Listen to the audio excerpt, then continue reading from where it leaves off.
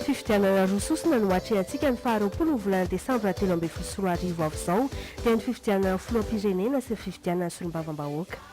Ireto avy ny dingana folo izay tsy maintsy arahana rehefa tonga eny amin'ny birao-pifidianana ao. Voalohany, manaraka ny filaharana. Faharoa, miditra amin'ny birao-pifidianana ao ary manantona ny asesera voalohany. Asehoko azy ny karatra mampifidy azy sy ny kara-panondroko. Asehoko azy ihany koa ny ankibetanako avy ho fanamarinana fa mbola tsy mifidy aho. Fahatelo, manantona ny asesera faharoa aho ary mandray ny bilik-tatokana amin'ny fifidianana filoham-pirenena fihodinana faharoa. Fahaefatra, mandroso amin'ny trano fisainana ao amin'ny fifidianana filoham-pirenena aho. Asiako lavitondro na marika eo ankavanan'ny sarin'ny kandida filoham-pirenena fidiko, avaliko roa makany anatiny ary manaraka ny sakany avy eo.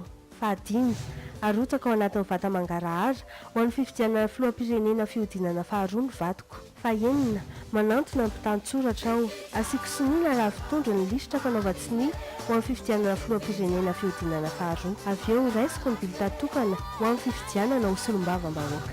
Fahafito, mandroso amin'ny trano fisainana ho an'ny fifidianana ho solombavam-bahoaka aho. Asiako sinoina lavitondro eo ankavanan'ny sarin'ny kandida ho solombavam-bahoaka fidiko. Rehefa vita ny fanamarinako ny safidy dia avaliko makeo afovoany ireo takelaka vitsy havanana ary avaliko indroa manaraka ny halavany avy eo. Fahavalo, arotsaka ao anatin'ny vata mangarahara ho an'ny fifidianana solombavam-bahoaka ny vatoko. Fahasivy, makeo amin'ny filoha-lefitra aho. Asiako sinoina lavitondro ny lisitra fanaovan-tsiny ho an'ny fifidianana solombavam-bahoaka ary asiako ranomainty tsy maty vonoina ny ankibetanako avy. Fahafolo, navita ny editiko aho ary ivoaka ny birao-pifidianana.